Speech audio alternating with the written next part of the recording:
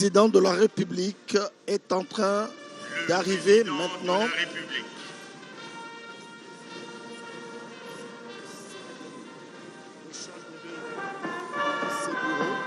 Pour la salle.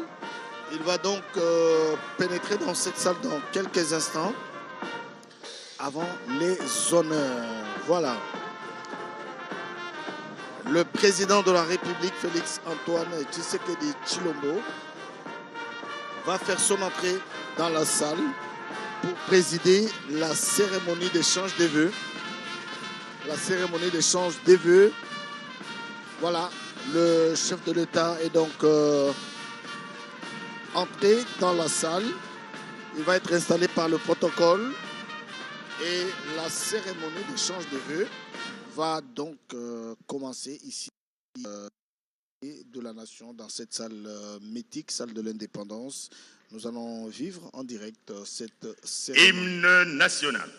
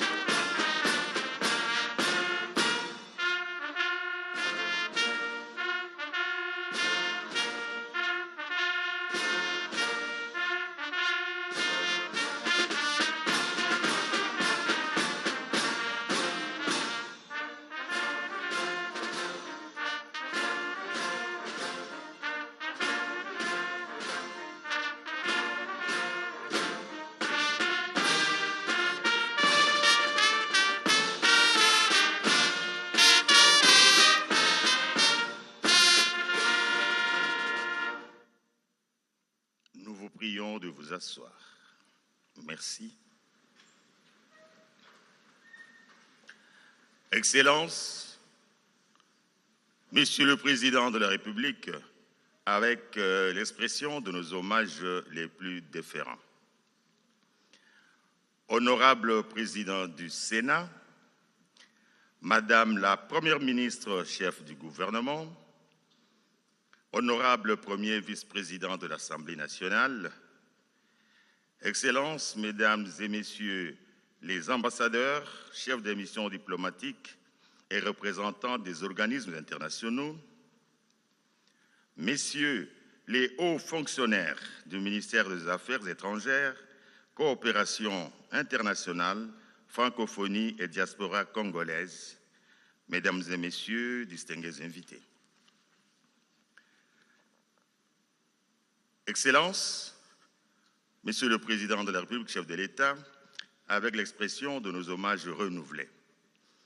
La cérémonie de ce samedi 31 janvier 2026, dans cet hémicycle du Palais de la Nation, est celle de d'échange de vœux entre Votre Excellence, Monsieur le Président de la République, chef de l'État, et les membres du corps diplomatique accrédité en République démocratique du Congo. La cérémonie se passera en deux étapes. La première étape est celle de la prise de parole du doyen du corps diplomatique, Son Excellence M. Rachid Agassim, ambassadeur plénipotentiaire du Royaume du Maroc en République démocratique du Congo, qui sera suivi de votre discours, Excellence, Monsieur le Président de la République. Quant à la deuxième partie des échanges de vœux, elle se passera dans le jardin du Palais de la Nation, qui seront immortalisés par la prise des photos souvenirs par groupe des ambassadeurs. Un cocktail est prévu à la fin de la cérémonie. Avec votre autorisation, Excellence Monsieur le Président de la République, nous invitons Son Excellence Monsieur Rachid Gassim, doyen du corps diplomatique, à prendre la parole.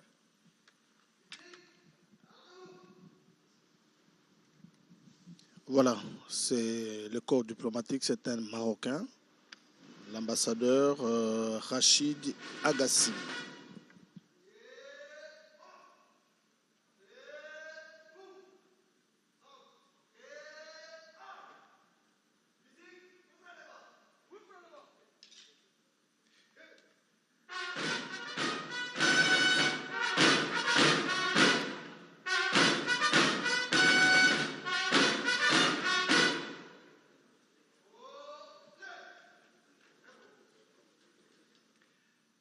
Excellences, Monsieur le Président de la République démocratique du Congo, chef de l'État. Bonjour tout le monde. C'est toujours avec un grand honneur et au nom du corps diplomatique accrédité à Kinshasa que je m'adresse à votre Excellence, à la distinguée Première Dame, aux membres de votre famille, ainsi qu'à tout le peuple congolais, pour vous souhaiter une très bonne et heureuse année 2026. Et nos meilleurs vœux de santé, de paix, de bonheur, de réussite et de prospérité à l'occasion de cette nouvelle année.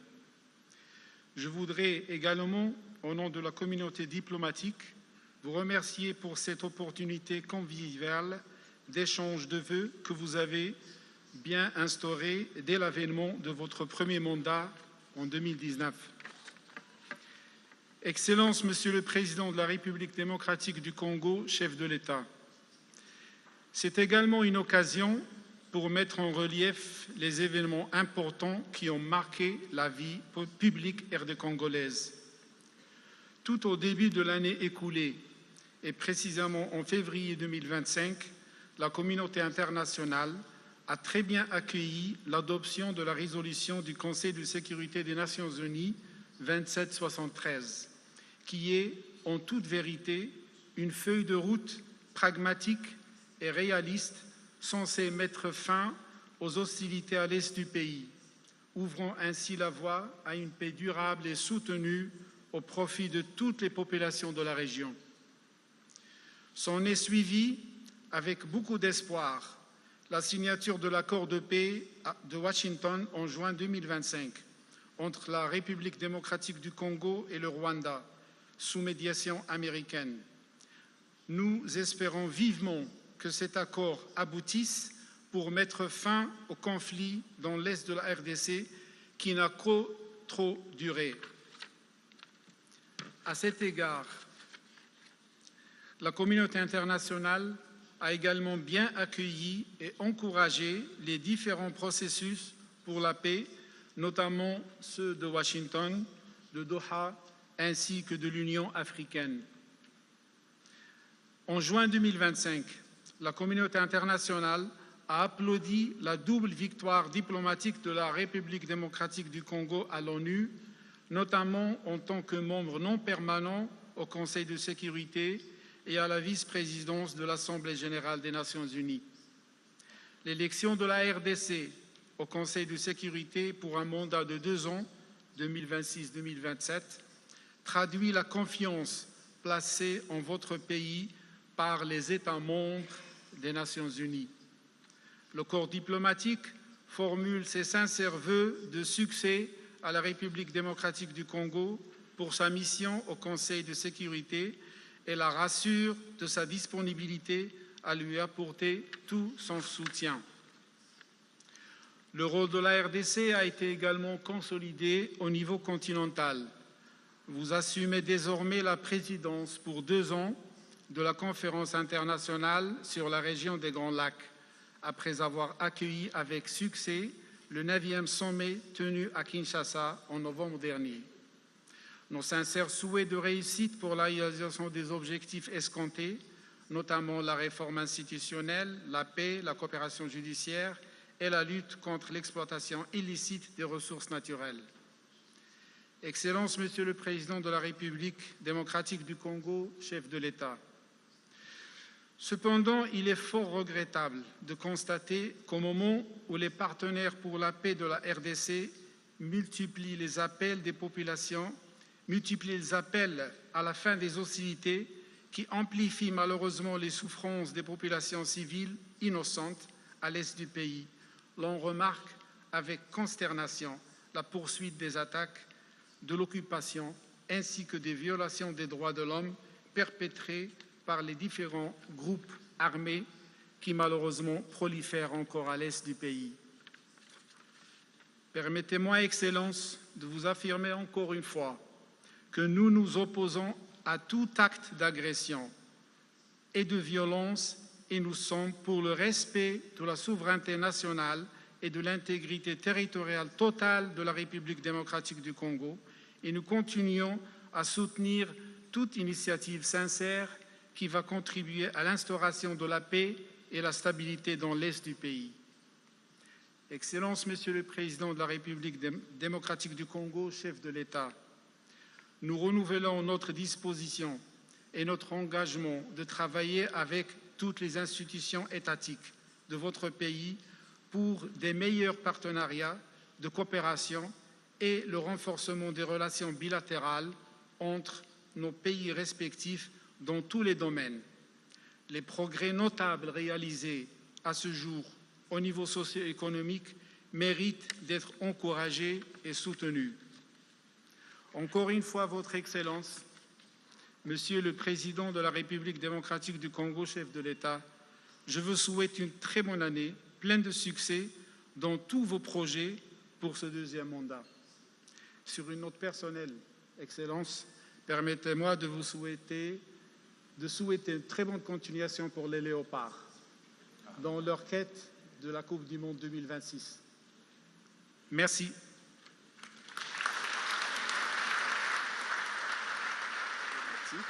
Avec ce sourire du président de la République qui aime le sport, parce que Guillaume, il vient de terminer. Qu'il plaise à votre Excellence, Monsieur le Président de la République, chef de l'État, à prononcer votre discours. Honorable Président du Sénat, Madame la Première ministre, chef du gouvernement, honorable Premier vice-président de l'Assemblée nationale, Monsieur le ministre délégué auprès des ministres délégués auprès du ministre des Affaires étrangères et de la coopération internationale chargé de la coopération de la francophonie et de la diaspora congolaise, Madame la vice-ministre des Affaires étrangères, coopération internationale, francophonie et diaspora congolaise, Messieurs les secrétaires généraux, Excellences, Monsieur l'ambassadeur du Royaume du Maroc, doyen du corps diplomatique, Excellences, Mesdames et Messieurs les ambassadeurs, membres du corps diplomatique accrédités en République démocratique du Congo, Mesdames et Messieurs les représentants des organisations internationales accréditées en République démocratique du Congo, Mesdames et Messieurs les consuls honoraires, distingués invités, Mesdames et Messieurs. À l'entame de mon propos, qu'il me soit permis de vous souhaiter la bienvenue au Palais de la Nation pour la traditionnelle cérémonie de présentation des vœux du Nouvel An aux membres du corps diplomatique et aux représentants des organisations internationales accréditées en République démocratique du Congo. Je remercie très sincèrement Monsieur l'ambassadeur, son Excellence Rachid Agassim, Monsieur l'ambassadeur du Royaume du Maroc et doyen du corps diplomatique, pour les paroles empreintes de respect et d'amitié qu'il a bien voulu prononcer en votre nom à mon endroit, ainsi qu'à l'égard du gouvernement et du peuple congolais. Et je le remercie particulièrement pour ses vœux formulés à l'endroit de nos léopards qui n'ont plus que 90 minutes à jouer encore pour nous qualifier après 52 ans, figurez-vous, à la Coupe du Monde de football. En retour, j'adresse à mes homologues, vos différents chefs d'État et chefs de gouvernement, à vous-même, à vos familles, ainsi qu'aux dirigeants des organisations que vous représentez, mes vœux les plus sincères pour la nouvelle année.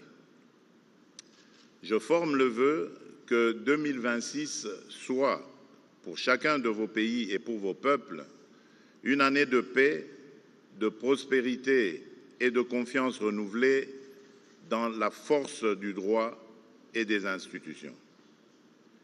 Je tiens également à vous remercier pour votre présence constante à nos côtés dans ce que notre pays traverse de plus exigeant, la quête obstinée de stabilité, de consolidation de l'État et de défense de notre souveraineté. Par votre action quotidienne, vos échanges, vos missions de coopération et vos interventions humanitaires, vous contribuez à maintenir, malgré les tempêtes, ces ponts indispensables entre la République démocratique du Congo et la communauté des nations.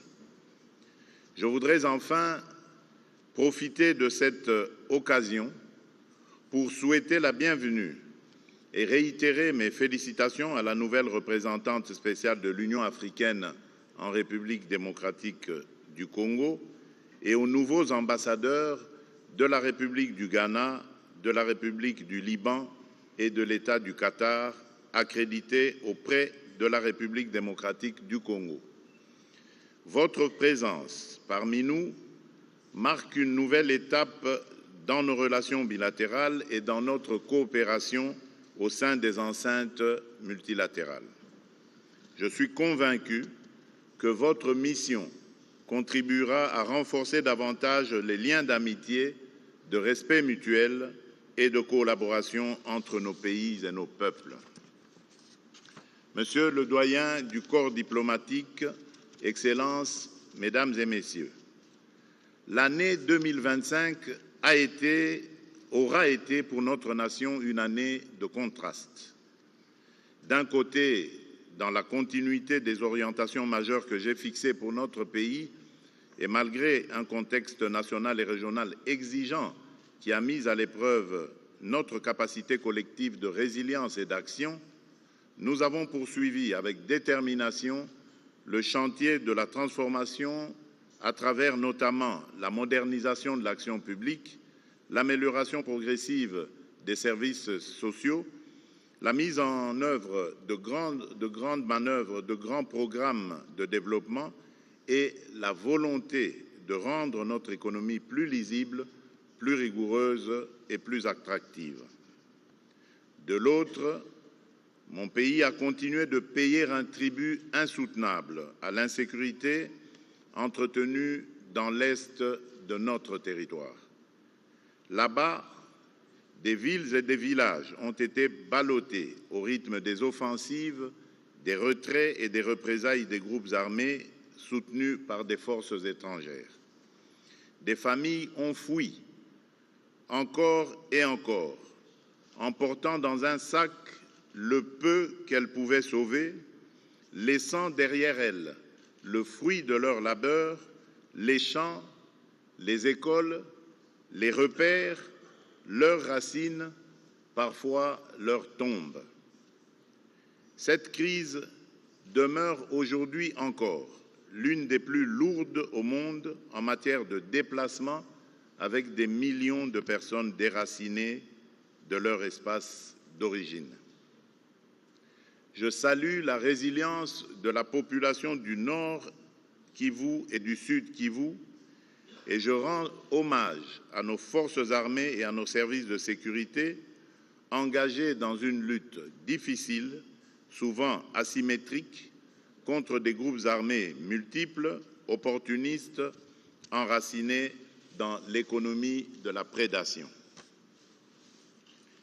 Face à cette épreuve, le gouvernement de la République démocratique du Congo reste pleinement mobilisé pour poursuivre la pacification du pays, restaurer l'autorité de l'État sur l'ensemble du territoire national et assurer la protection des populations civiles. Excellences, Mesdames et Messieurs, la République démocratique du Congo, fidèle à ses valeurs de transparence et de responsabilité, a toujours tenu le même langage. La paix ne se négocie pas au prix du mensonge et ne se construit pas sur l'impunité. Et aujourd'hui, un développement majeur intervenu récemment vient nous conforter dans cette position. Il mérite d'être considéré avec le plus grand sérieux car il engage la responsabilité de la communauté internationale et appelle désormais des conséquences pratiques. Depuis des années, nous dénonçons, preuves à l'appui, le soutien extérieur dont bénéficie la violence armée sur notre sol. Et voici que, dans une déclaration officielle faite ces derniers jours devant le Congrès des États-Unis d'Amérique, une haute représentante de la République du Rwanda a reconnu l'existence d'une coordination sécuritaire avec les rebelles de l'AFC M23. Cette reconnaissance n'est pas un détail de communication, encore moins une stratégie politique. Elle éclaire d'une lumière crue ce que de nombreux rapports et de multiples partenaires relevaient depuis longtemps, c'est-à-dire l'existence d'un appui déterminant à un mouvement armé insurrectionnel opérant sur le territoire souverain de la République démocratique du Congo. Cet aveu constitue un tournant majeur. Il réduit l'espace du déni, clarifie les responsabilités et oblige chacun à passer des exhortations aux mécanismes d'exécution, ceux du droit international, ceux des résolutions du Conseil de sécurité et ceux des engagements politiques librement souscrits. Mais permettez-moi d'être parfaitement clair sur ce point. Aucune cause, aucun récit, aucune justification sécuritaire ne peut légitimer l'occupation de fait, les administrations parallèles, les déplacements forcés, ni la prédation des ressources au détriment d'un État membre des Nations Unies.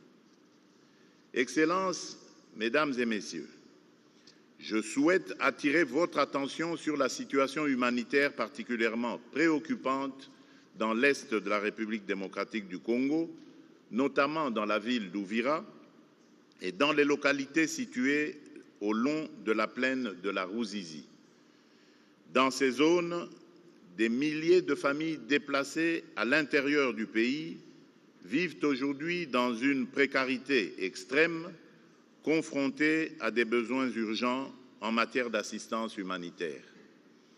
À cette détresse interne s'ajoute celle de nos compatriotes ayant cherché refuge au-delà de nos frontières, en particulier au Burundi, où ils continuent de faire face à d'importantes difficultés et à une vulnérabilité persistante.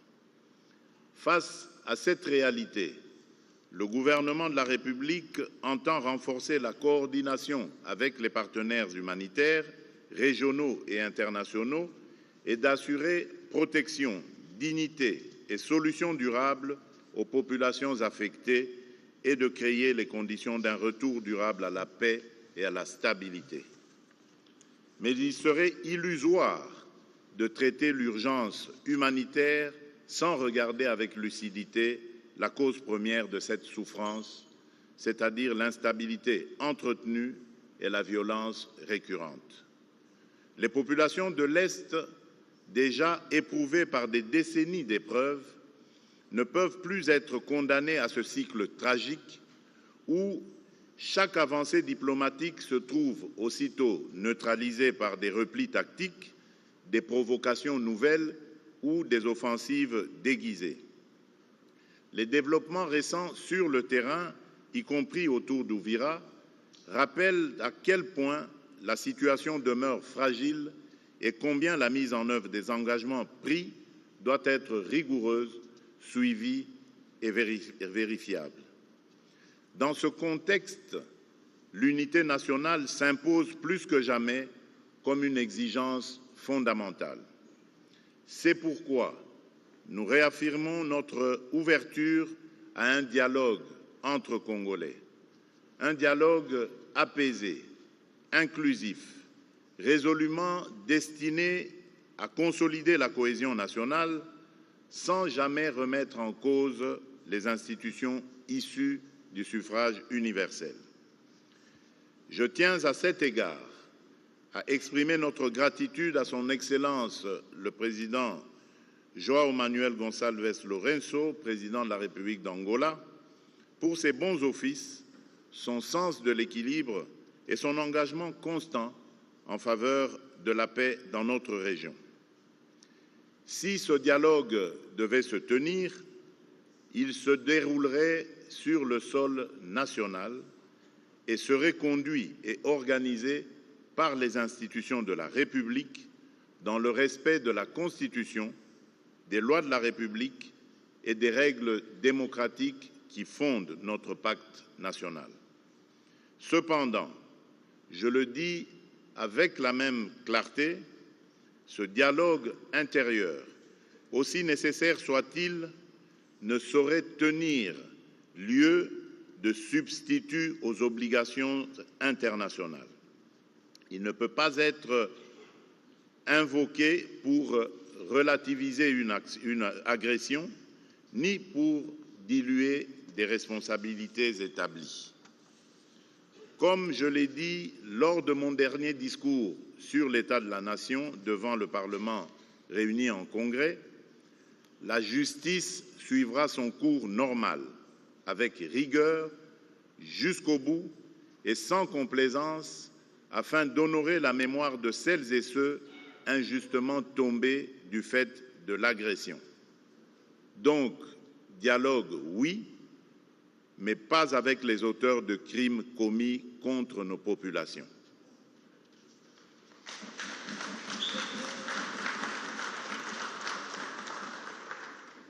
Notre main demeure malgré tout tendue pour une paix véritable.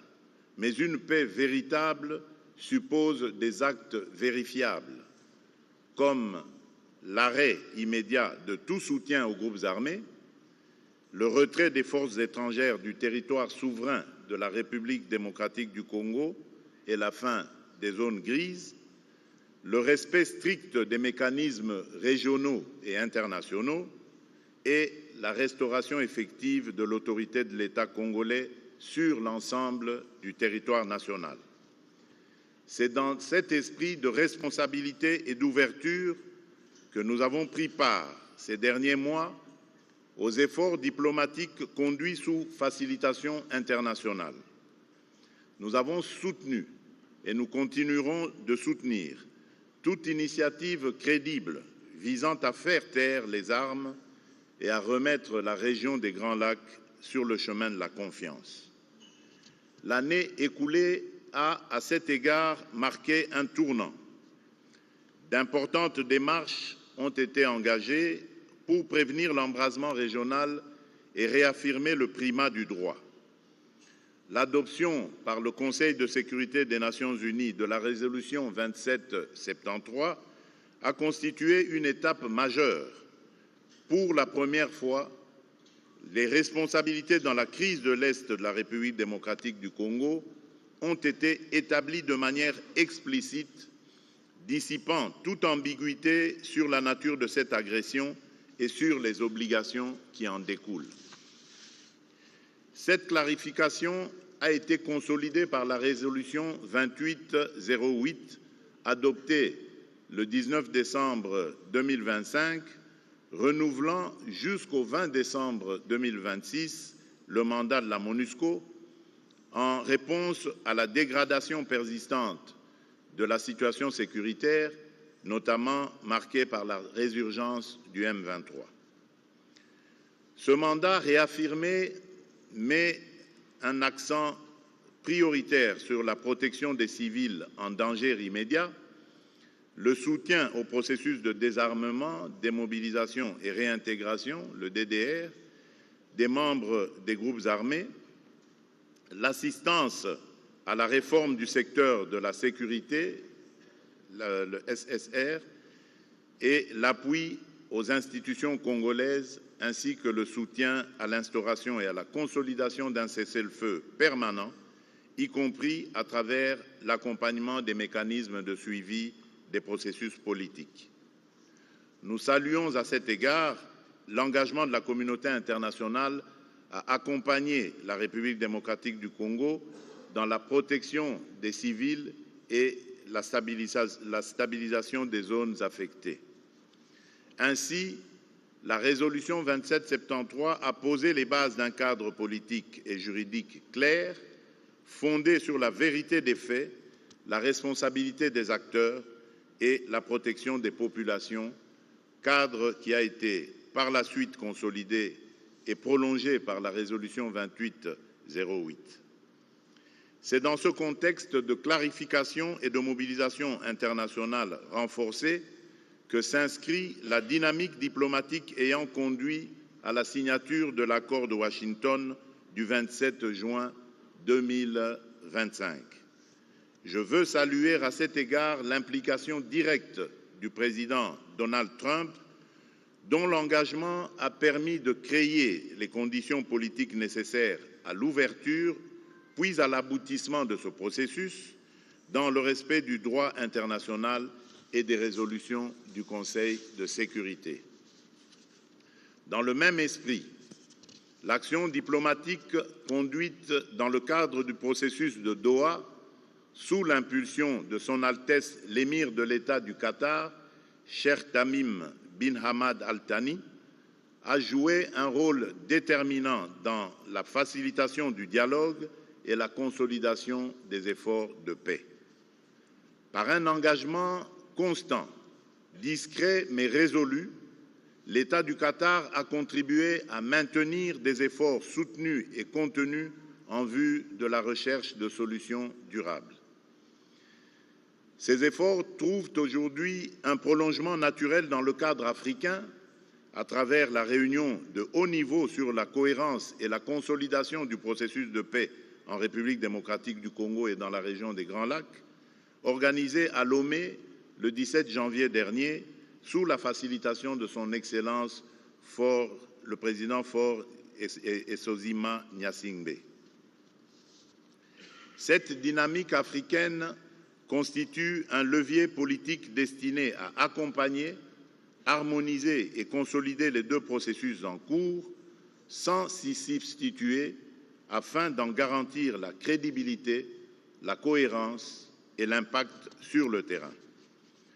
La République démocratique du Congo demeure convaincue que seule une articulation cohérente et complémentaire entre les initiatives internationales et les mécanismes africains permettra d'aboutir à une stabilisation durable de la région des Grands Lacs. C'est avec cet esprit de continuité, de coopération sincère et de lucidité que notre pays poursuivra son action afin que les avancées diplomatiques se traduisent en résultats concrets pour la sécurité, la stabilité et la protection de nos populations. Excellences, Mesdames et Messieurs, cette exigence de paix et de stabilité demeure de manière constante au cœur de notre action diplomatique. À ce titre, l'exercice par notre pays de la présidence de la Conférence internationale sur la région des Grands Lacs, la CIRGL, s'inscrit dans une volonté affirmée de promouvoir le dialogue régional. La visite à Kinshasa de son Excellence M. Isaac Herzog, président de l'État d'Israël, témoigne de notre volonté d'approfondir des partenariats fondés sur la confiance et le respect mutuel. Cette dynamique s'est également traduite par les visites officielles que j'ai effectuées en Serbie et au Kazakhstan, ainsi que par la visite en République démocratique du Congo de Son Altesse l'émir de l'État du Qatar, Cheikh Tamim bin Hamad Al Thani, dont l'engagement personnel en faveur de la paix et de la coopération a marqué une étape importante dans le rapprochement entre nos deux pays. Elle s'est par ailleurs renforcée par la visite de son Excellence M. Évariste Ndayishimiye, président de la République du Burundi, illustrant la volonté partagée de consolider le dialogue politique, la coopération sécuritaire et l'intégration régionale dans l'espace des Grands Lacs. Dans ce même élan, la mission de 5 ministres congolais en Amérique latine au mois d'août dernier a permis d'approfondir nos relations avec l'Uruguay, l'Argentine et le Brésil, aboutissant à la signature de plusieurs accords structurants et à un rapprochement significatif entre des continents unis par de nombreuses similitudes et des ambitions convergentes. Cette dynamique ne relève pas d'un simple bilan annuel.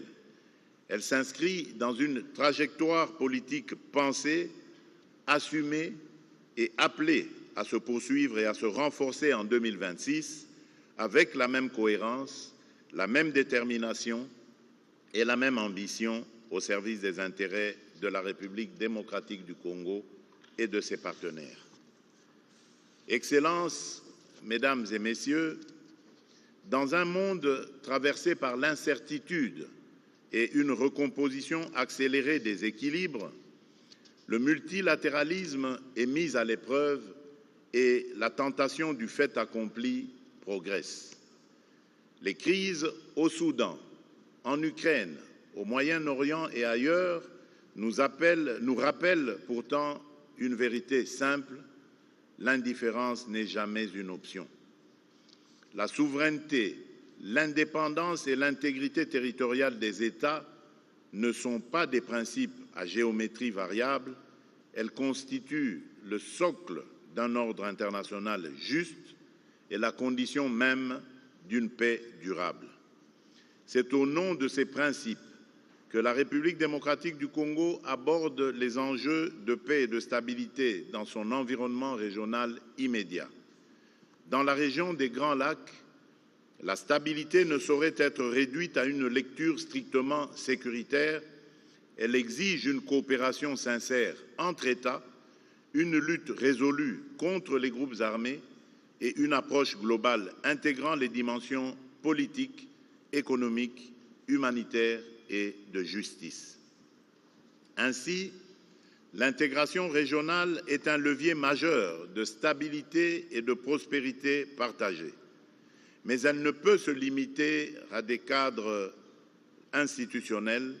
Elle doit produire des résultats concrets, des infrastructures interconnectées et des bénéfices tangibles pour les populations.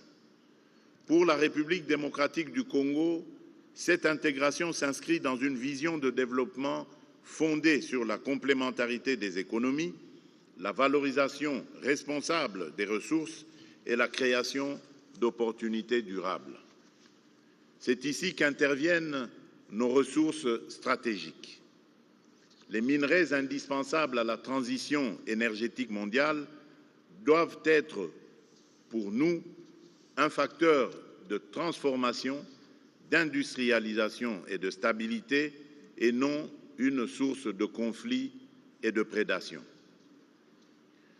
Notre ambition est claire: rompre avec les logiques d'extraction brute, promouvoir la transformation locale, garantir la traçabilité, développer des chaînes de valeur régionales et bâtir des partenariats équilibrés fondés sur le respect mutuel et le partage équitable des bénéfices. Le corridor de Lobito illustre cette intégration moderne tournée vers l'avenir en reliant zones de production, infrastructures de transport, énergie et capacités de transformation. Il renforce la coopération entre États, sécurise les chaînes d'approvisionnement, favorise l'industrialisation régionale et crée des opportunités économiques durables au bénéfice des populations. Dans cette logique, la République démocratique du Congo entend inscrire la gestion de ses ressources dans un environnement d'investissement fondé sur la confiance, la prévisibilité et l'équité. Les dispositifs fiscaux et parafiscaux applicables aux investisseurs s'inscrivent dans notre législation nationale, notamment dans le Code des investissements, les mécanismes des zones économiques spéciales et bien d'autres textes légaux, conçus pour accompagner le développement dans un esprit d'ouverture et de partenariat. C'est aussi la logique qui préside à la reprise des exportations de cobalt et à la mise en œuvre progressive de la politique des quotas. Une régulation fondée sur des critères clairs et objectifs destinés à assurer un fonctionnement équilibré et durable du marché en conciliant les intérêts de l'État, des opérateurs et des partenaires dans un esprit de responsabilité partagée, de dialogue constant et de stabilité à long terme. Parallèlement, nous consolidons le couloir vers Kivu-Kinshasa, lancé en 2025. Ce projet structurant vise à convertir des zones affectées par les conflits en pôles de croissance, de cohésion sociale et de préservation environnementale. Il apporte une réponse globale, économique, sociale et sécuritaire en créant des emplois durables dans l'agriculture responsable, la restauration des écosystèmes et l'écotourisme, tout en offrant une alternative crédible à l'économie de guerre. Les partenariats engagés, notamment avec l'Union européenne et des acteurs industriels, traduisent notre volonté de faire de la transition écologique un levier de stabilité et de paix. Enfin, notre vision du long terme trouve une expression majeure dans le projet Grand Tinga. Plus qu'un projet national, c'est une ambition continentale, une réponse structurante aux défis énergétiques, industriels et climatiques de l'Afrique. Par son potentiel hydroélectrique unique, Grand Tinga peut fournir une énergie propre, abondante et compétitive, indispensable à l'industrialisation, à la transformation locale des ressources et à la création d'emplois à grande échelle. La République démocratique du Congo demeure ouverte à des partenariats responsables, transparents et mutuellement bénéfiques pour faire de cette ambition une réalité dans le respect de notre souveraineté et de nos intérêts stratégiques. Monsieur le doyen du corps diplomatique, Excellences, Mesdames et Messieurs, au seuil de cette année 2026, la République démocratique du Congo réaffirme sa détermination à œuvrer avec l'ensemble de ses partenaires à la construction d'un ordre international fondé sur la paix, le respect du droit, la solidarité et la prospérité partagée. L'année 2026 doit être celle d'un saut qualitatif à la fois dans la sécurité et dans la transformation structurelle autour de 4 priorités, à savoir sécuriser durablement l'Est et restaurer l'autorité de l'État, accélérer la gouvernance et l'efficacité publique, transformer l'économie pour produire, industrialiser et créer de l'emploi, et enfin consolider l'unité nationale et la cohésion sociale. Et parce que la paix ne se décrète pas, la République démocratique du Congo attend de la communauté internationale non pas des émotions, mais une cohérence d'action, dire la vérité et agir en conséquence lorsque les faits sont établis et que des responsabilités sont reconnues. Renforcer l'appui humanitaire, la protection des déplacés et la prise en charge des victimes, car chacun sait que dans l'Est de mon pays, les besoins dépassent encore largement les moyens disponibles. Je compte enfin sur chacune et chacun d'entre vous pour relayer auprès de vos capitales et de vos institutions le message d'une République démocratique du Congo en mouvement, un pays résolument tourné vers l'avenir, animé par une énergie nouvelle, ouvert au partenariat et résolument engagé à construire un avenir de paix et de prospérité. Je terminerai en vous adressant une fois encore mes vœux les plus chaleureux pour l'année 2026. Qu'elle soit pour vous et pour vos peuples une année de réussite, de sérénité et d'espérance. Qu'elle consolide notre amitié et donne un élan nouveau à notre coopération dans l'intérêt de nos nations et de notre planète. Je vous remercie. Voilà, vous venez de suivre ce discours magistral du président de la République, Félix-Antoine Tshisekedi Tshilombo. Enfin, la première partie de la cérémonie d'aujourd'hui.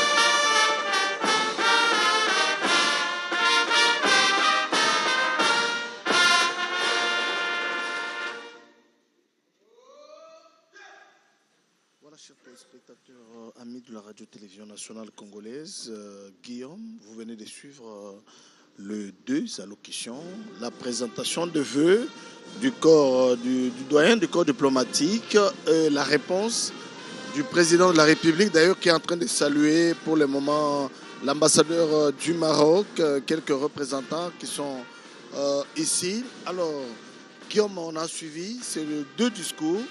Qu'est-ce qu'on peut retenir en grande ligne?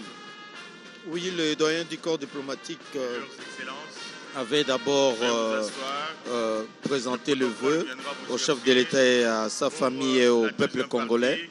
Et il n'a pas oublié de souligner la résolution 2773 du début de l'année 2025, qui est une feuille de route, a-t-il dit, pour la paix durable en République démocratique du Congo.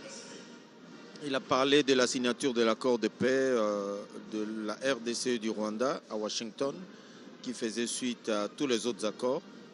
Et il a parlé des processus, évidemment, de Washington et de Doha et de l'Union africaine. Et il a parlé de la